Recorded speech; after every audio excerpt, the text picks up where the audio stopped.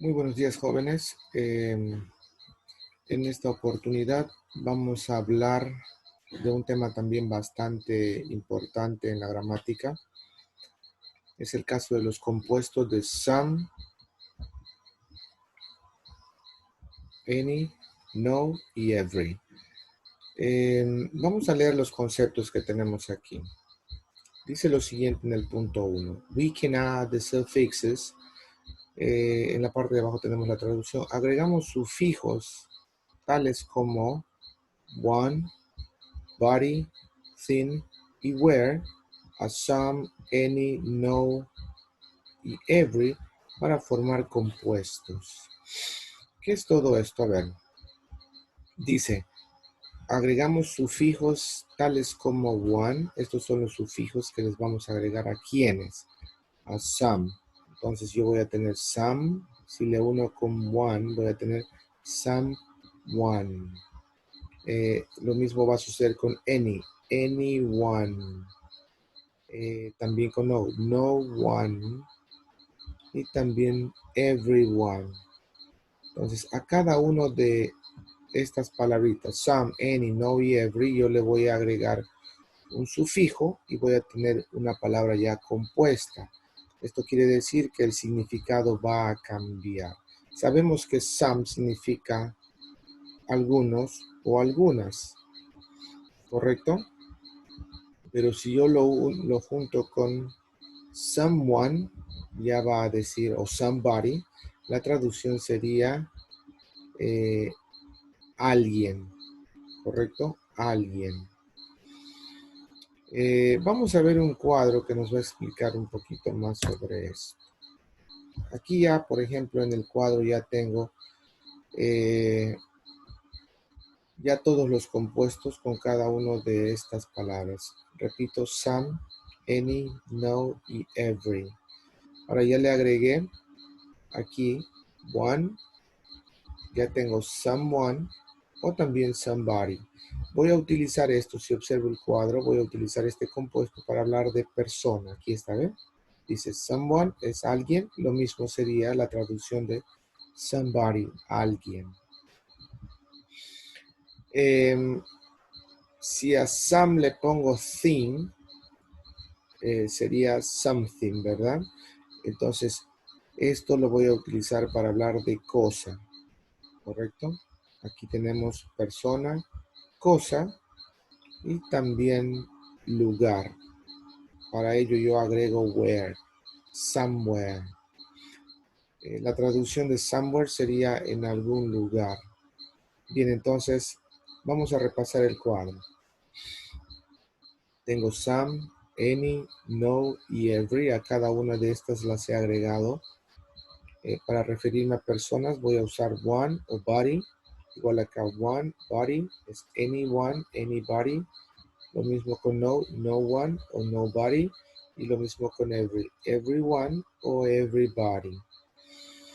Ahora me voy con thing para referirme a cosas. Tengo something, anything, nothing y everything. Después tengo para referirme a lugares, somewhere, anywhere, nowhere y everywhere. Ya tengo aquí el cuadro con los compuestos ya cada uno en su lugar correspondiente a cada una de estas palabras, ¿no? Some, any, no y every. Los conceptos los vamos a ver a continuación.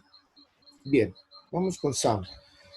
Dice, usamos los compuestos de some en oraciones afirmativas. Repito, usamos los compuestos de some en oraciones afirmativas.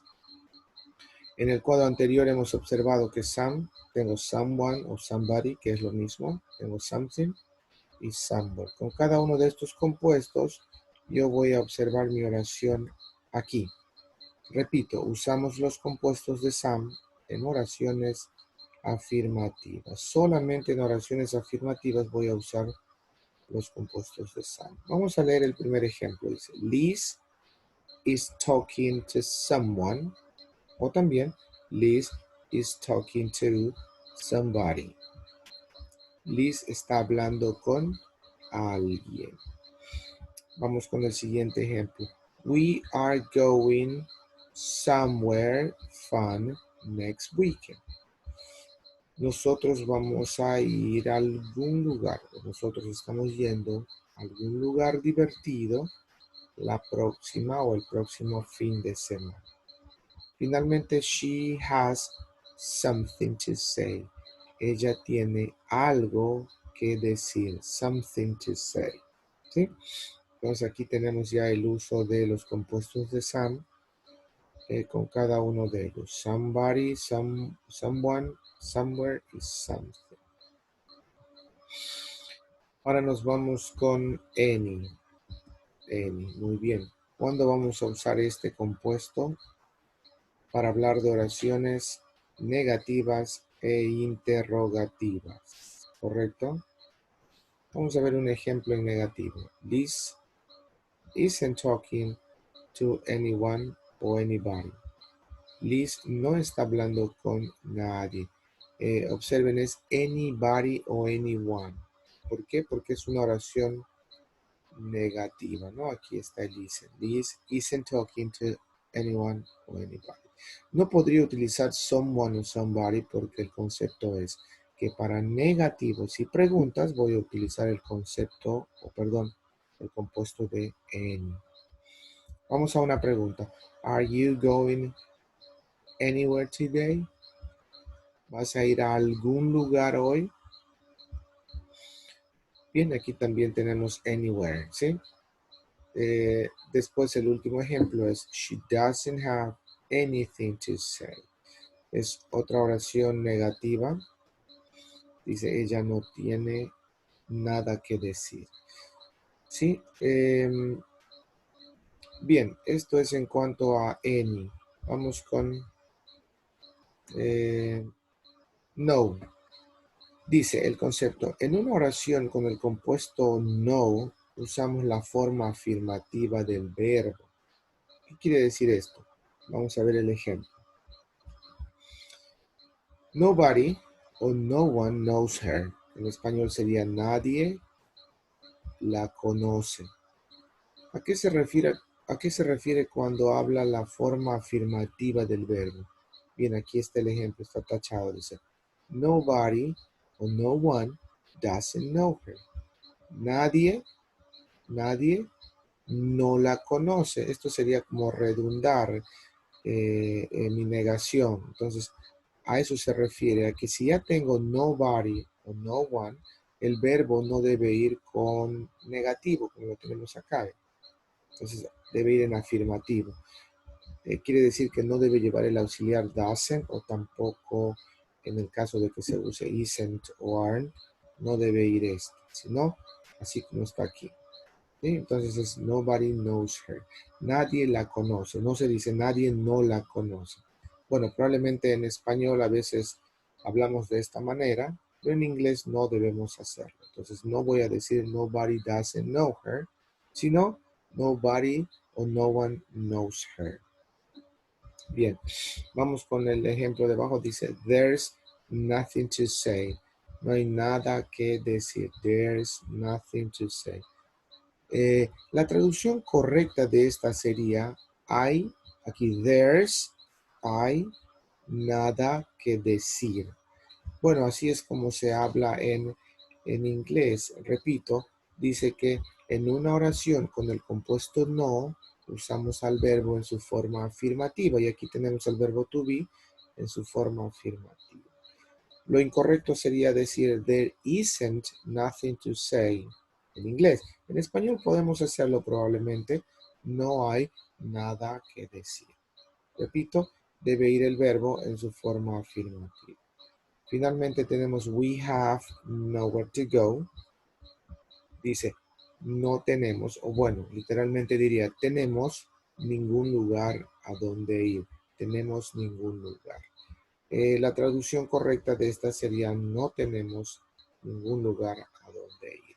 ¿Sí? Recuerden, el verbo debe ir en afirmativo. Entonces, por eso tenemos we have, que su traducción sería de manera afirmativa. Tenemos nowhere to go. Tenemos ningún lugar a donde ir. Eso sería la traducción literal.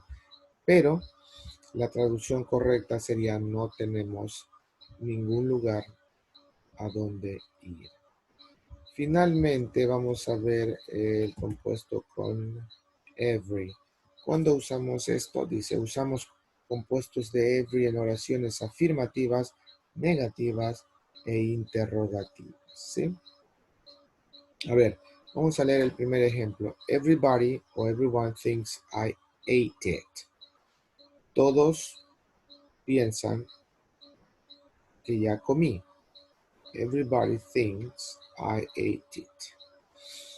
We didn't see everything in Rome. No vimos nada, perdón. We didn't see everything in Rome. No vimos nada en Roma. No vimos, bueno, todo lo que quisimos ver básicamente, ¿no? We didn't see everything in Rome.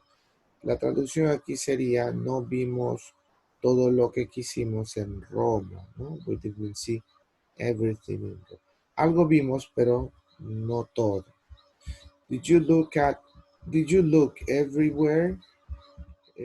¿Buscaste o viste en todos los lugares? Did you look everywhere? ¿Buscaste en cada lugar?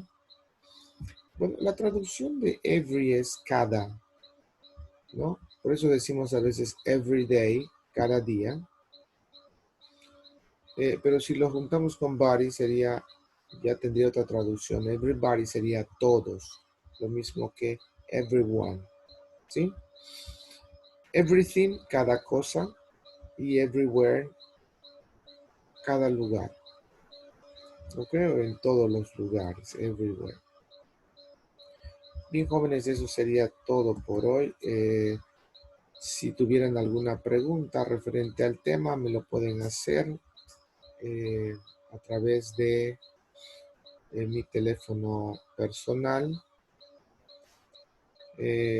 Repito, si tuvieran alguna pregunta, eso sería todo por hoy. Muchísimas